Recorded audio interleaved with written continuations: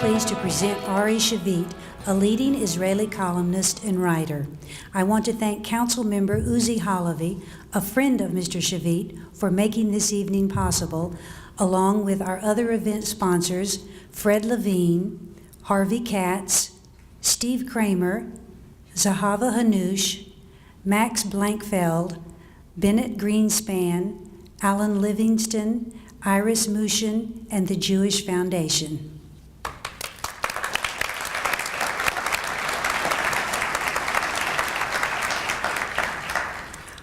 Born in Israel, Dr. Shavit served as a paratrooper in the Israeli Defense Force and studied philosophy at the Hebrew University in Jerusalem. He wrote for the progressive weekly Koteret Rashit, was chairperson of the Association for Civil Rights in Israel, and in 1995 he joined Haaretz, Israel's oldest daily newspaper. Shavit is also a leading commentator on Israeli public television and one of Israel's most influential writers. Shavit is perhaps best known for his book, My Promised Land, an authoritative and deeply personal history of Israel. But tonight he's going to talk not about the past, the history of Israel, but rather about the future, the way forward for Palestinians and Israelis. He's provocative, sometimes even controversial, but he will always give you something to think about. Please join me in welcoming Ari Shavit.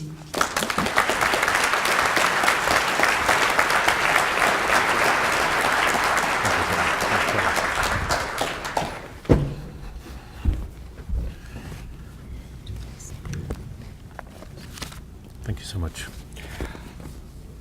Thank you all for being here. I'm quite amazed to see this impressive hall full. I must tell you that as I was somewhat traumatized in the last 2 hours by Houston traffic, it had occurred to me that it's much easier to cross the Holy Land than to cross Houston. Actually, if we want Israel to go back to something resembling the 67 lines, and I'm in principle supporting that, that would mean that crossing Israel will take about a fifth of what it will take to cross Houston. So bear that in mind. One of the reasons that I'm so thrilled to be here is that really I'm a great believer in the deep alliance between your great democracy and our frontier democracy. So first of all, let me say, as an Israeli, how grateful I am and how grateful we are for America. The United States was the first country, first nation, to recognize Israel, then the Jewish state, as decided by the UN, only a few minutes after our state was established. And as 5 armies were closing in on us, trying to destroy the nation that was just born. Nearly 20 years later, it was a great Texan president who is, thank God, trendy again, so you can speak about him in favorable terms, Lyndon Baines Johnson, who actually forged the alliance between America and Israel in a strategic way in the late 60s. I will never forget the feeling when we were attacked in 1973 of America coming to our rescue and helping us and actually saving us. And I think it's the duty of every Israeli to always respect and be grateful for the great support that we are getting from your great country. This is not a philanthropic relationship. I think America is gaining a lot from this relationship as well. And later on, when there are questions, I'll be happy to answer questions regarding that. But again, when I speak to you here, it is especially important to me to state that, because sometimes when the relationship between my government and some American officials is less than satisfactory, it is important to set the record straight on this issue. I will talk about the Palestinian-Israeli conflict and what I suggest is the way forward. But I will have to put it in a wider and deeper context, if I may. We've been through a difficult summer, which I would like to discuss, and I would thus like to discuss the overall challenges facing the Middle East, Israel in the Middle East, and America in the Middle East, and putting the Israeli-Palestinian conflict within that larger, deeper context. We all went through a traumatic summer. We in Israel were confronted by Hamas. You in America were confronted and are confronted by ISIS. And we've seen the terrible news in the last 24 hours. This did not go away. I will begin by talking about our trauma.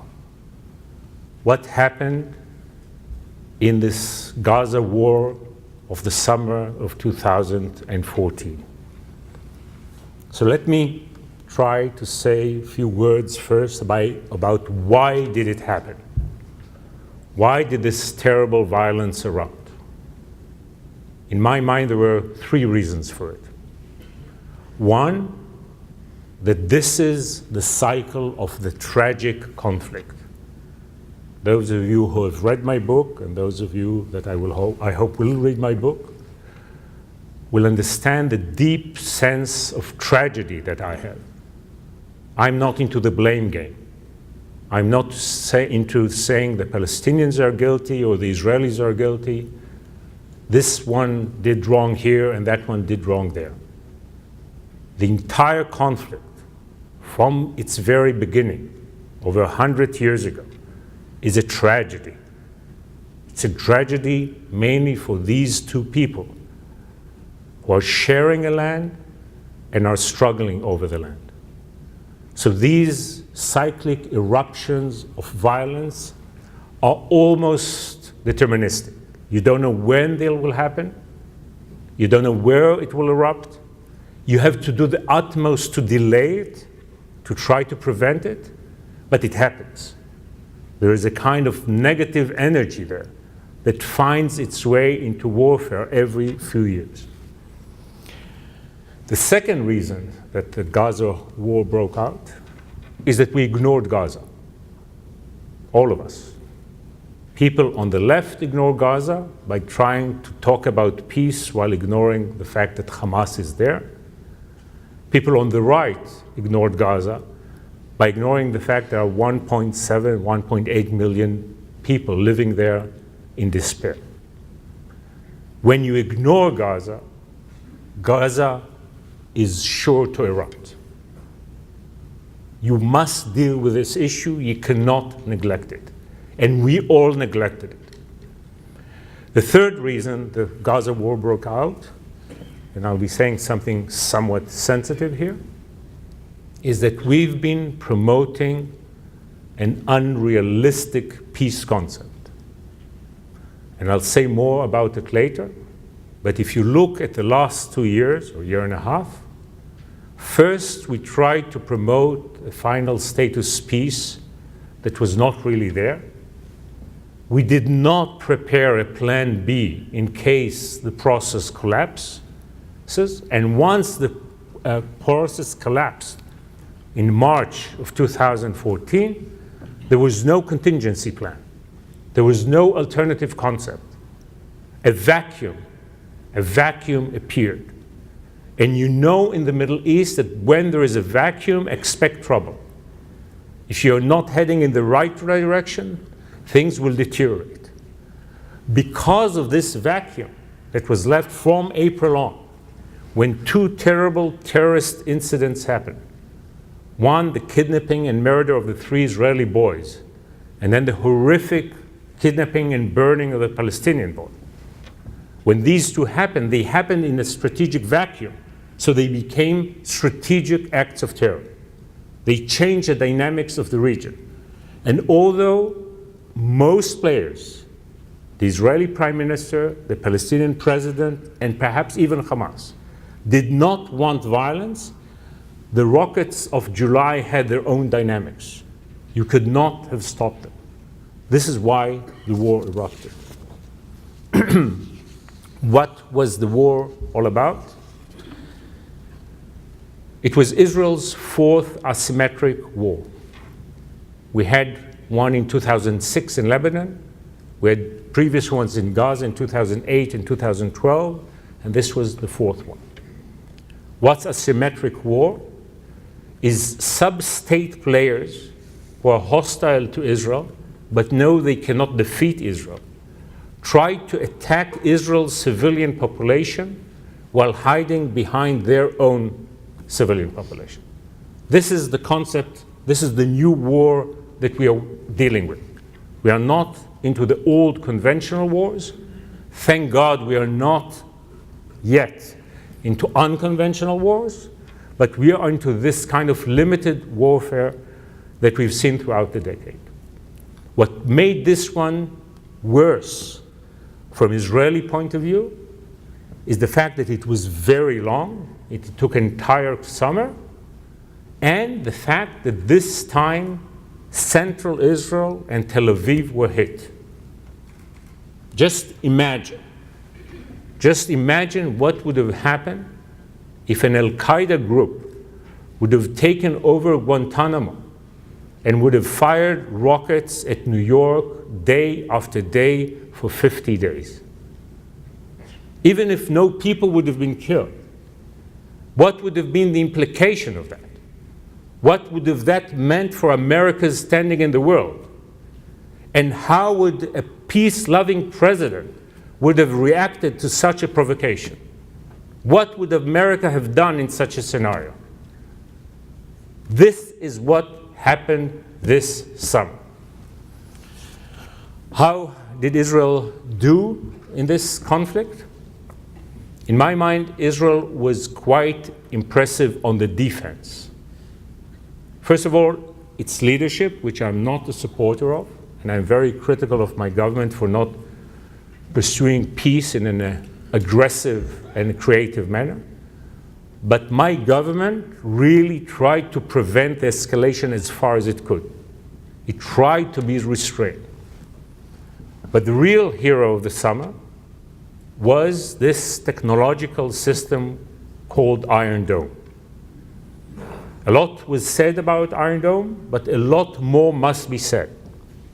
Because this anti-missile system that was developed by brilliant Israeli engineers and supported and financed by the United States of America saved the day. It saved the day. Because if it weren't for Iron Dome, hundreds of Israeli citizens would have been killed this summer, and Israel would have had to conquer the Gaza Strip. As a result of that, hundreds of Israeli soldiers would have been killed, but thousands and thousands and thousands of innocent Palestinians would have been killed. We would have had a major crisis in the Middle East with the peace between Israel and Egypt and Israel and Jordan in jeopardy, and with a tide of violence, rage, and anger that who knows where it would have led. All of this doomsday scenario was prevented by the genius of these Israeli engineers who produced this system and the generosity and wisdom of both the American administration and the American Congress.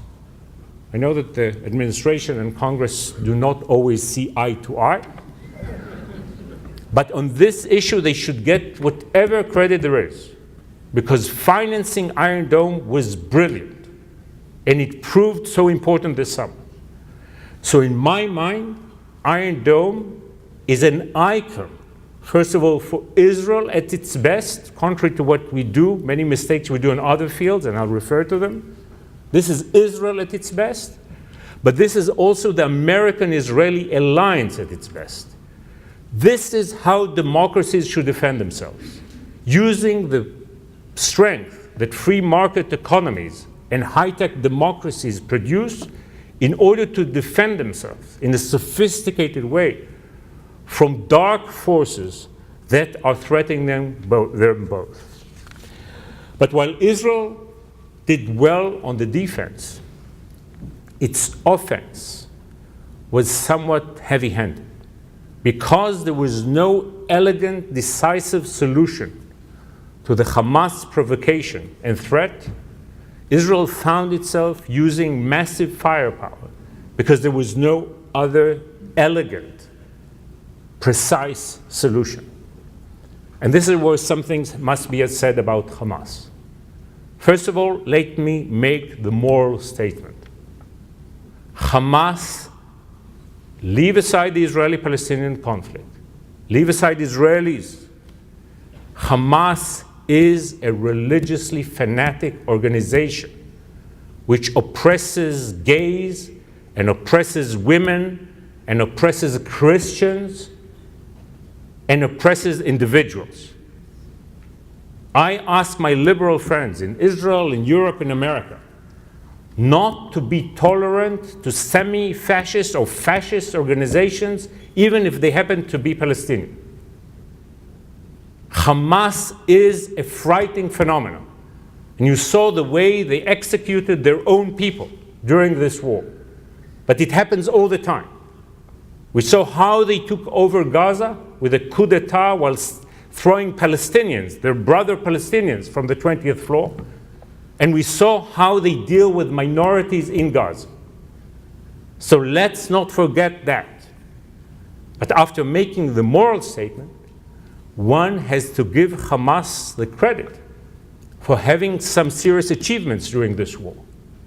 Firing rockets at Israel for 50 days with one of the best air forces in the world above your head, that's quite an achievement. It's a troubling one, but it's an achievement. But Hamas had another achievement. They wanted to be, and they want to be, the Viet Cong. But they realized there is no jungle in Gaza. So they dug up an underworld jungle. The tunnels are a serious phenomenon because they had a kind of brilliant insight to create a world that actually makes it impossible for Israel to use its technological and military superiority. So Hamas had serious achievements in this terrible, terrible war that we saw this summer. The result of this clash are not known yet. We will only know in a few years' time what's the real result. Whether in the long term it will bring about moderation both to Gaza and to Israel. But the short-term result is troubling one.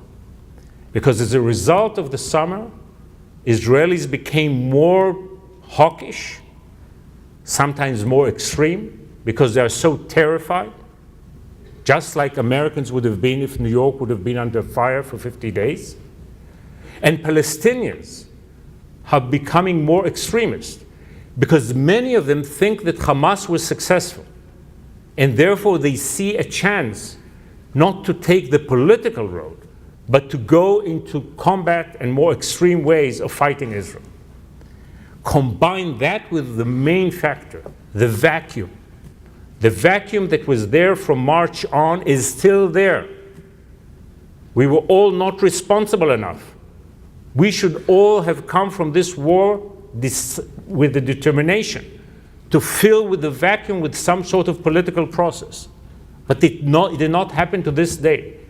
And if we see the troubling events in Jerusalem, and we see extremism both in Palestine and Israel, it's because of the summer and because the vacuum is there. The moderates have not found a way yet to bring about a realistic new political concept. But while Israel had its trauma, I dare say that America had a slight trauma itself.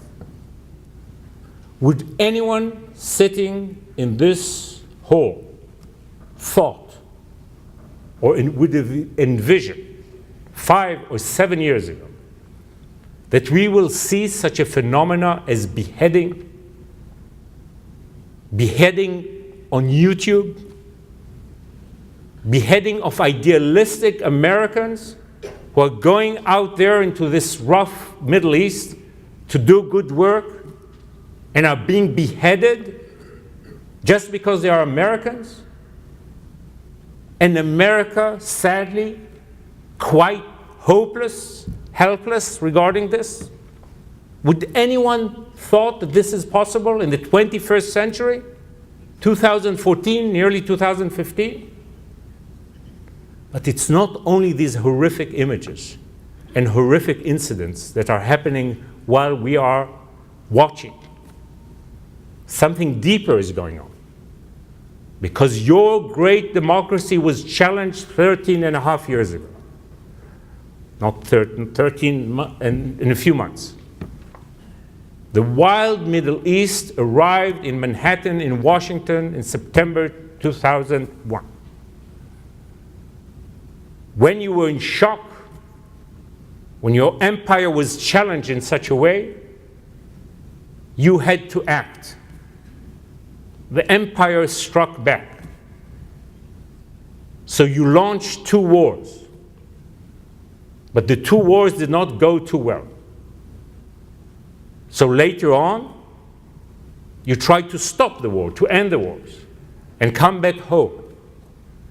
And a feeling developed in this country, which I can totally understand, of a kind of fatigue, a kind of semi-isolationist sentiment. Why must we deal with all that? After you tried to fix the Middle East and it didn't work, many thought you can run away from the Middle East. Came ISIS and came the beheading and proved that there is no way to run away from the Middle East. No way to run from the Middle East. So I think that many Americans are now wondering, what do we do? First of all, what is the past? America went as far as Afghanistan to destroy Al-Qaeda, just to find today Al-Qaeda at Israel's doorstep. America went to Iraq to bring a Jeffersonian democracy, just to get these barbaric forces out there controlling such large parts of Iraq and Syria. Obviously, something went wrong, and obviously there is no solution in sight for how do you deal with that terrible, troubling, violent region. So in this sense, once again, both our democracies find themselves in a different but somewhat resembling situation, because the summer has woken us up. The illusions we had were proven illusions. The relatively calm years we had are gone. And we see, anyone who is not blind can see that we are seriously challenged by this Middle East that is so restless and so hopeless. So, as we raise our heads now, I think we have to look at the Middle East as it is and see what are the challenges facing your great democracy and our frontier democracy at this time. In my mind, the first challenge is the Iranian challenge. I was impressed by the impressions of the nice trip and journey to Iran. I'm deeply impressed by the Iranian people and by Iranian civilization. I have some relatives by marriage who are Islamic, Iranian, noble family, and through their eyes, I look at their country and I see how rich it is and how wonderful it may be one day. But let us not elude ourselves. While there are so many signs of openness and modernity in Iran, there is a dark side there as well. And what I was said about Hamas is so true in Iran as well. So many individuals are oppressed. So many people who have open mind and independent minds are taken care of by the system that tries to put its nice face to the world. But that's even not the main issue. The main issue of Iran's nuclear project is not Iran or America's relationship with Iran. The main issue is what will the 21st century look like?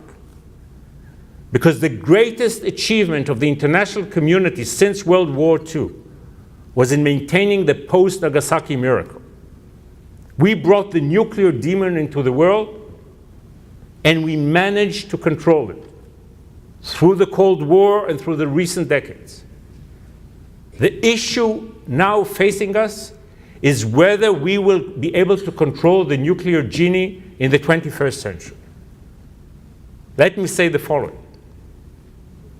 I don't think that if Iran would go nuclear, it will throw a bomb the next day on Tel Aviv or Houston.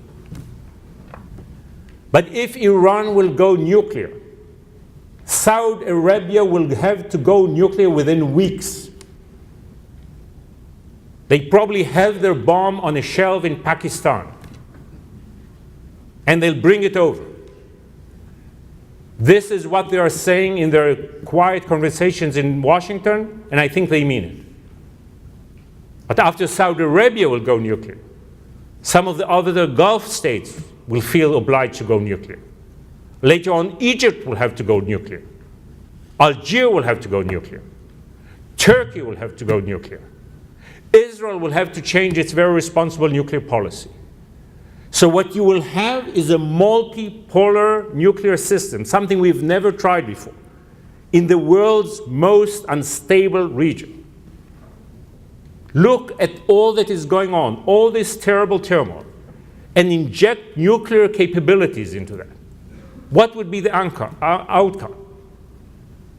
Some foreign sources, I cannot relate to it as an Israeli, claim that some country in the Middle East destroyed a Syrian nuclear reactor in 2007.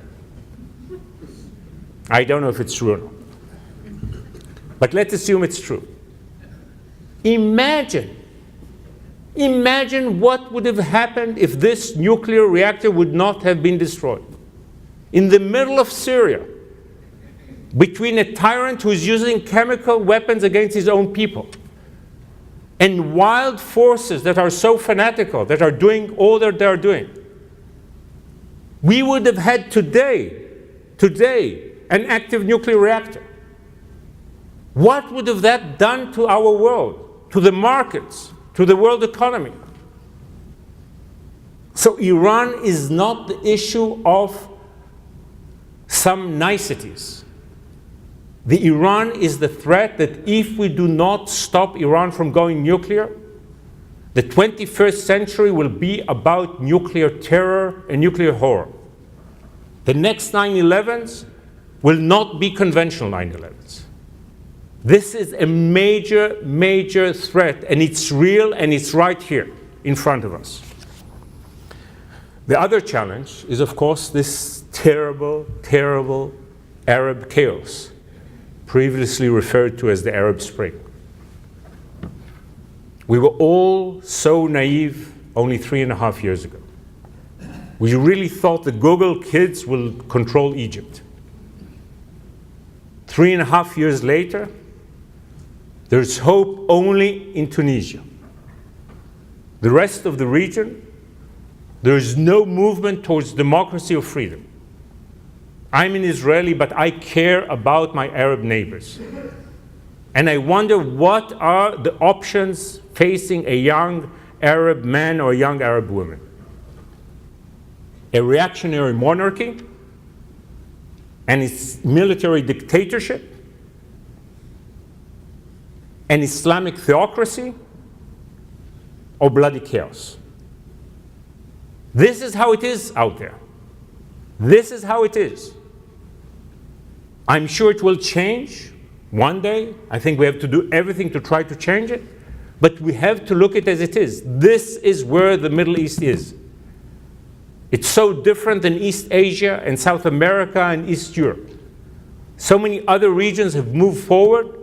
The Middle East did not. So this terrible political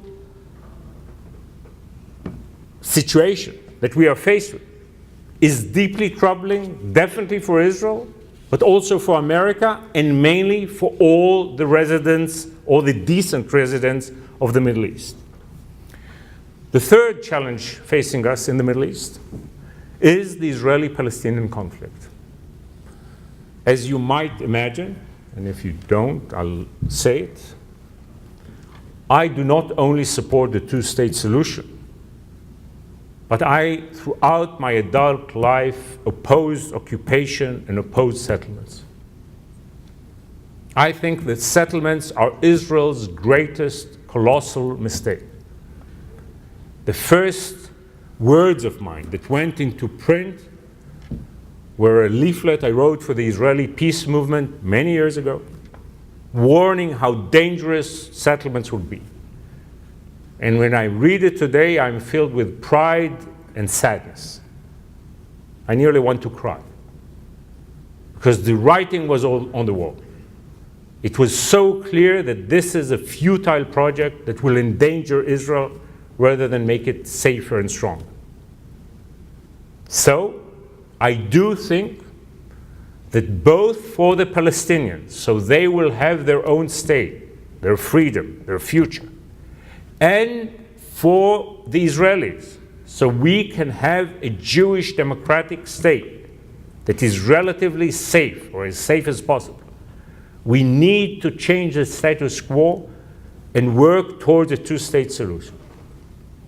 But we have also to be sincere and candid, because we tried it so many times. I do not think that ever in history a theory about reality was tested almost in a scientific manner, like the theory of final status agreement tomorrow. In 1993, Israelis opened their hearts to Yasser Arafat. One must remember, to this day, America did not come to terms with Fidel Castro. Yasser Arafat was 100 times more radioactive for us than Fidel Castro. But Israelis opened their heart. We shook Arafat's hand on the White House lawn. We brought him back to Gaza. The result was that 5 months later, the first bus exploded in central Tel Aviv. But we didn't give up. 6 years later, Ehud Barak, our prime minister, goes to Bill Clinton's peace summit in Camp David. He breaks every Israeli taboo. He agreed to what Yitzhak Rabin, the great peace hero, who was killed because of his peace initiative, did not agree to. He agrees to divide Jerusalem, to have a Palestinian state, give the Palestinians 92, 94% of the West Bank, 100% of Gaza. And he works shoulder to shoulder with Bill Clinton. President Clinton is probably the most able individual to bring peace to the Middle East. He has the IQ, the EQ, the passion, and the compassion. He learned the Middle East and the problem of the conflict in such detail. I can assure you, he knows Jerusalem much better than he knows Houston. And yet, what is the result of that endeavor? The worst terror offensive a democracy experienced since World War II. A kind of ongoing 9/11 that we went through from 2001 to 2004, with suicide bombing everywhere, over 1,000 Israelis getting killed, and 3,000 Palestinians getting killed as a result of our counteraction. We didn't give up. 2005 comes in the right-wing general, the frightening general, Ari Shavit, and he does what the international community tells him to do, what people like me told him to do. And he dismantles every settlement in Gaza. Not one checkpoint remains. Do the Palestinians build their own Singapore? There is a Hamas-controlled territory there that fires rockets at Israel whenever it can. And we saw how dangerous it was this summer. So regarding the Israeli-Palestinian conflict, we are in a catch. Something must be done. Really, something must be done to change the dynamics, to limit and eventually end occupation. But all the attempts that we've tried before, the old way of doing it, I would say orthodox peace, did not work. The fourth challenge in my mind facing us in the Middle East is the way the West deals with the Middle East. The most important city in the Middle East is Washington. The Middle East, with all its troubles, with all its unique politics, needs Western support, not to say guidance, in order to stabilize itself. But sadly, the West has been less effective in the last 20 years, partly because of concepts that were benign, ideal, again from all sides, but were detached from reality, and then because of these failed attempts to launch wars that were so unsuccessful, or to bring peace that was not there. So this kind of fatigue that you see in the West, throughout the West, regarding the Middle East, is the fourth and troubling element. And yet, I think that, again, after the summer we went through, and after the illusions are gone, we should not give up.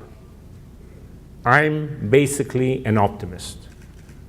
I believe in my country, but I definitely believe in your great country. I have to remind a lot of my American friends how great America is. I think that if we'll come up with the right ideas and the right kind of vision, we can deal with the challenges of this troubling Middle East. Gaza. In my mind, the way forward on Gaza is a combination of two elements. On the one hand, you really need a Marshall Plan for Gaza, an internationally sponsored Marshall Plan for Gaza that will help the people of Gaza, will give them life and will give them hope. We need water plants desperately in Gaza because soon they'll run out of water. And we need power stations. And we need housing projects. We need major projects that will change the reality of the people living in Gaza. At the same time, we must be very firm with Hamas. We cannot get rid of them right now, but we must be very firm in not letting them arm again in a way that will risk Israel and risk the stability of the region. In my mind, the really long-term hope for Gaza lies in northern Sinai. If we'll be smart with the Egyptians and offer the Egyptians substantial support on other issues, I think there is a chance to get Egyptian cooperation in giving the people of Gaza an outlet in northern Sinai that will double or triple the economic size of Gaza, even if you don't double and triple the sovereign part of Gaza, the territory of Gaza. I think that's the way forward there. Regarding ISIS, I'm not an American, but let me give you a friendly advice from a Middle Eastern. The one terrible mistake that America must avoid is being perceived by the people of the Middle East as being in alliance with the Shiites against the Sunnis. That's the greatest threat of all. You might win the battle against ISIS, but you will get 10 other ISISes. The Sunnis are the vast majority of the Muslim world and of the Arab world. The Sunnis are America's traditional allies. And there are moderate Sunnis out there. They don't always uphold Jeffersonian values. Their politics works differently than your politics. But they are what there is. And the way to defeat ISIS is to have the moderate Sunnis leading the fight against ISIS. Any other option will be a dangerous one. Regarding the Arab chaos and the Israeli-Palestinian conflict, I think that we need a new peace concept. While on the one hand, we have to deal with Iran with assertive diplomacy, not to blink, not to get into extremism, but not to blink, and something sensitive in Houston, with a falling price of oil, I think there is an opportunity, a diplomatic opportunity, in the struggle against Iran. But while Iran has to be dealt with in a diplomatic way, we need a new peace concept. What is the new peace concept in my mind? Rather than have formal peace, have real peace. Rather than have immediate peace, have gradual peace. Rather than have a futile peace process, have peace as a process. And let me tell you what I mean. If Israel will begin with a settlement freeze beyond the blocks, showing that it has goodwill and it's willing to try to end occupation, if the Palestinians will go into a nation-building process that will be gradual and long, if the Saudis and the Gulf countries will finance the emerging Palestine, both in the West Bank and Gaza, if the Egyptians and Jordanians and some moderate Arabs will give all this a kind of political structure, and if America will lead this process, then I think we are into a new kind of process that does not yield Nobel Prizes, that will not have White House lawn ceremonies, but will create a kind of gradual, real peace in the region. The example I like to give is the one of the relationship between Israel and Jordan between 1970 and 1994, brokered by an American administration. We did not have final status agreements, no embassies, no ceremonies. But Israel and Jordan had a de facto 85% peace. Our relationship was better and more intimate than most of the time that we have a formal peace with Jordan. I think this should be like the example of how you deal with this unstable region in the way it is right now. But that has to be, in my mind, within a larger understanding of how dangerous the Middle East is, and the fact that if it goes out of control, we'll all be in jeopardy. So there's no other way, in my mind, but to reach out to some other great powers, the Chinese, the Russians, some other people that perhaps are not very friendly, in order to look for a way to build an international structure that will deal with the overall problem of the Middle East. Trying to detect every time a certain symptom, like ISIS, while creating another major problem is not the right way. We have to understand the Middle East is relevant for all of us and deal with it as a whole. So, as I see it, America really has a major, major role to play. And let me say it again. In my mind, there is no substitute for American leadership.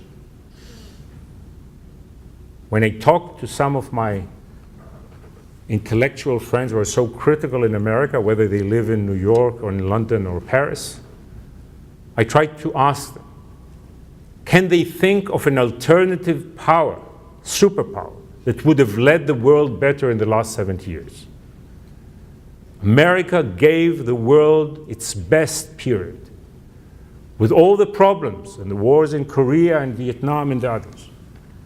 The last 70 years, when you look at it in historical terms, were dramatically better than any other period we experienced. And this was done under American leadership. So true, the world has changed. And you have to work with other powers. You're not the only superpower, but there is no one else to replace you.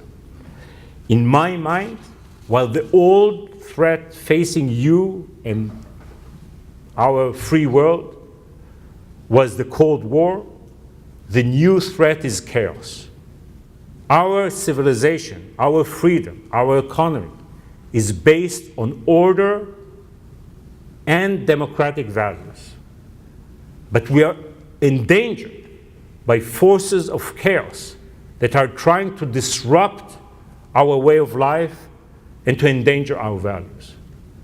So in my mind, the only way is to bring a kind of American, Arab-Israeli alliance that will deal with the Middle East while cooperating with some other powers and try to bring about as much stability as possible. It won't be totally stable. We are in for a rough ride, but we can make it as stable as possible. In my mind, the real vision is to work for stability while gradually promoting democracy and gradually moving towards peace. My hope and my prayer is that your great democracy and our tiny frontier democracy will work together in promoting this vision. Thank you very much.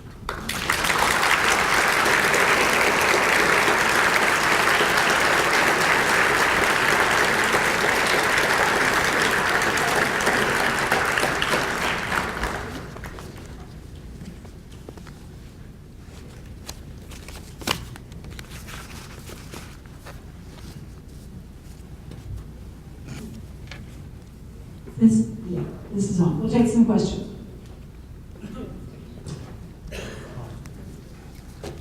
First question, any comments on nation's benefits piece in the New York Times? Nathan and Natalie Bennett. What is your opinion on U.S. troops going into Syria? Is it necessary? Wait, are we doing one at a time, or? You're right. It's, I mean, to combine Naftali Bennett with Syrian forces is a bit. Well, I'll let you in on a secret. You know, I didn't vote for Naftali Bennett. Naftali Bennett represents the Israeli right, and I'm in deep disagreement with him. I respect people in government, people elected by the people. One of the things that trouble me really is that because of the Gaza war, people like Naftali Bennett and his party are gaining popularity and support in Israel. Again, because we, moderates, did not bring about a realistic peace concept to fight them. But I totally oppose the idea of Israel maintaining control forever over the West Bank and who knows, perhaps over Gaza. As I said before, there are two elements to it. One is morality and justice. I believe that while we must have Israel as a strong democracy, and we must recognize the right of the Jewish people to define itself politically and have a home, and this is why Israel is so needed. And Israel, contrary to what some claim, is in my mind one of the most just projects one can think of. But at the same time, we have to give the Palestinians their own rights, their own freedom, and their own political space. If we deny them that, we endanger our own morality.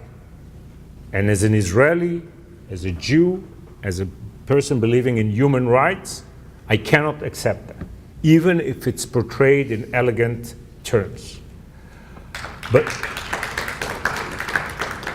But there is another reason that I oppose Naftali Bennett, because I think that people like him, who are great nationalists, are actually endangering our own national project. Because there is no way that we can maintain a Jewish democratic state if we don't have a massive Jewish majority. And the only way to do it is if we do not control the Gaza Strip and the West Bank. With all of the problems that we are experiencing with Gaza that I described, I still think it was a right move to disengage from Gaza, because we cannot afford it politically, morally, demographically, to control Gaza. And we cannot afford it to maintain control over the entire land, although it's such a tiny land, as I said in the beginning. Definitely when you're here in Texas with your vast territories. The Holy Land is tiny, and dividing it is very difficult. And it is very dangerous. In this sense, Bennett is right. The world, the international community, must acknowledge what risks Israelis are taking and will have to take when we end occupation. But we must promote this. There is no other way for us, both to guarantee the future of the Palestinians and to guarantee our own future. We must stop settlement activity, and we must find the right, creative, cautious, gradual way to create two-state dynamics that will lead to a two-state state that eventually, when people are ripe, will bring about the two-state solution. Next question, it'll just be one. What is your opinion on U.S. troops going into Syria? Is it necessary to bring an end to the war? Will it be necessary to bring an end to the war? So first of all, as I'm not an American citizen, I'll be very cautious in giving America advice that is involved in war, in risking American lives. It's one thing to give advice on a strategic kind of level in a friendly way, and it's another thing to support something that can escalate into a war. So this is really not for me. But I'll say something about the Syrian situation. I think that the one thing that your president does not get enough credit for is the relative success, not a total success, regarding the Syrian chemical weapons. Again, as we talked about it, there aren't that many success stories in the Middle East in the last decade or two. I think that ironically, what happened on that traumatic day, that I suppose we all remember, when Secretary Kerry gave a war speech, and then a few hours later, there was another tune. And then the deal was struck by Putin with Assad. The sad thing about that day was that Putin stole the credit. And I'm very troubled about the fact that he got the credit. But actually, the outcome of the combination of American determination and the big stick with creative diplomacy created something that within this terrible Syrian mess is a reasonable outcome. Because what I said about the nuclear reactor is true about the chemical ability. And the fact that some say 95, some say 99%, some say 89% of the chemicals in Syria are not there, that's a great achievement. So I think that what we saw there, again, it happened in a way that people can have questions about. But the bottom line actually is that while we see all these terrible things going on in Syria and the world helpless and America helpless, we have to acknowledge what was prevented. And the fact that the chemicals, most of the chemicals are not there, that's a great American achievement, and the credit should not go only to the Russians. It's really not theirs. And I think there is a lesson to be learned there. Because when you deal with a region that is in such chaos, this kind of attitude of being tough and being strong and determined, but at the same time being creative and looking for diplomatic solutions that are not naive, this is an attitude that I think can help deal with many of the other issues in the region. Thank you. Can you comment on Sweden's recognition of the Palestinian state this week and its implication on future peace negotiations? I understand why Europeans and others are frustrated by the lack of progress and dynamics in the Israel-Palestine arena. I cannot understand why they go and make it worse by taking irresponsible steps. So let me begin with the negative and then I'll move to the positive. Recognizing a Palestinian state before there is a really agreed upon agreement that I don't see right now will not bring peace closer. It will bring war closer. Because if you do not solve any of the issues, settlements, territory, borders, refugees, Jerusalem, and you just recognize a Palestinian state, you will have very quickly total political warfare. Because every incident on the ground will become a major international crisis. And that political warfare is bound to create military warfare within months or years. So these good Europeans, whether they are Swedes or others, who think that they are promoting peace and justice, are unintentionally, I'm sure that they have the best intentions, are unintentionally bringing about, God forbid, the next war, which will be horrendous. With the sensitivity of Jerusalem today and the Middle East being like nitroglycerin, if, God forbid, we'll go into a kind of third intifada, the implications can be dramatic. I don't want I don't want to over-dramatize, but it's so dangerous now. It's much more dangerous than in the past. Again, we have to understand what happened in the Middle East. We had a corrupt, stable order in the Middle East for decades. We had tyrants and kings controlling their people in a despotic manner, but somehow the system had some sort of stability.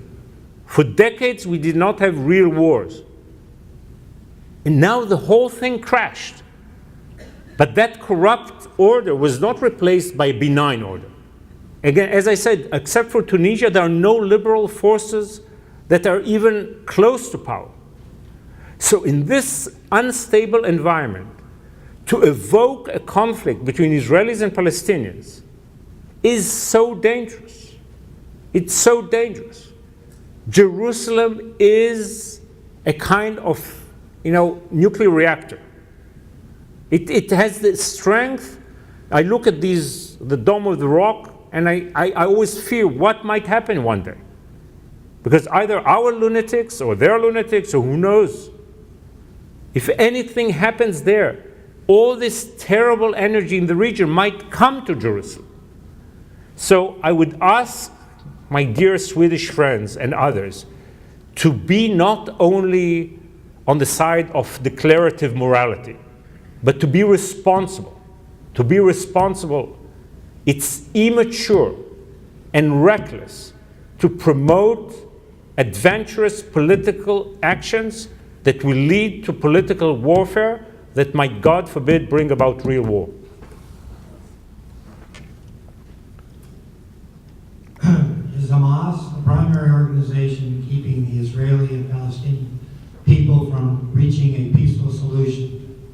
If so, how can the Palestinians rid themselves of Hamas? Well, Hamas is a major problem, as I said, but sadly it's not the only factor. I would say the following. If the moderates had done the right thing many years ago, the extremists would not have been so strong in Israel and Hamas would not have been so strong in Palestine. It's because we failed in promoting this kind of realistic yet determined peace concept that the extremists had the upper hand on both sides. So yes, Hamas is a major obstacle and a major problem, and I hope and pray that the people of Gaza will rebel against it. I don't know if they can do it now, but perhaps down the line. But it's up to us. The responsibility on the moderates in Palestine, in Israel, in America, in Europe, to work in a new creative manner so we will be able to corner Hamas and to corner other extremists, and there are so many extremists throughout the Middle East. You did not mention the role of Putin/Russia and the role of Turkey in the Middle East. Well, in a way, I was talking about it when I said that I want so much American leadership. Again, I think that one has to be realistic and not moralistic regarding Russia. Russia will not change. It will not become a real democracy soon. I think we still have to try to work with them, but in a very assertive way. We should not let them lead, and we should not let them get away with some of the things that they are doing. Russia is using the vacuum in the Middle East in order to increase its influence. It's supporting forces that are dangerous for stability, and therefore we need this kind of American leadership and the cooperation between America and the moderates in the region in order to stop the alternative coalition that the Russians might, God forbid, build. We have one more question. We're going to make sure the speaker sees the questions that we haven't read, because we've got a lot of them. The last question is, in the short term, by next week, the deadline in Iran will once again come and demonstrate they will not achieve compliance. What will that mean? Well, that's a great question to answer, to end with, and I'll close the circle where we started. I really think that the one mistake done by my government over the last years was to create the perception that Iran is an Israel issue. Iran is not an Israel issue, and it's not a Benjamin Netanyahu issue. I think it should be a bipartisan issue in this country. It should be addressed by Americans and Europeans, but all citizens of the free world. I think all humans. Because as I said, the implication of a nuclear Iran will not be felt tomorrow. But when we'll go look back at 2014-15, from 2013 and 14, and we'll find this chaotic nuclear world where there's so much nuclear terror, we'll all look back at this time, these days, and ask ourselves, where have we been? And the issue here is really not to be, God forbid, anti-Iranian. As I said, I have so much respect for the Iranian people and for the Iranian civilization. I'm sure that if we'll prevent Iran from going nuclear, in 10 or 20 years' time, there will be a real alliance with a really democratic Iran. But in order to do that, we must prevent Iran from going nuclear. Because if it will go nuclear, it will not endanger only Israelis or Arabs that are so terrified of it. They're just speaking about it less than my government. But it will endanger the Iranian people. And nuclear Iran will give a safety net for this regime. And the long-term goal should be to free the Iranians from this regime. So I really pray that no mistakes will be done. Right now, Iran is a paper tiger. If we do not blink, it will not go nuclear, the world will be saved, and the Iranians themselves will have a better future. But if we will make a terrible, terrible mistake, the results will be of catastrophic implications. Catastrophic. So I pray there will not be a bad deal. I think that a good deal can be reached, but the only way to reach a good deal is to have strong, assertive diplomacy. If we'll stand firm regarding the Iranian regime and make it clear that we will not have them go nuclear, I'm sure that we can save the Iranian people, the Israelis, the Arabs, and save the free world. This is the most important mission of the day. Thank you very much.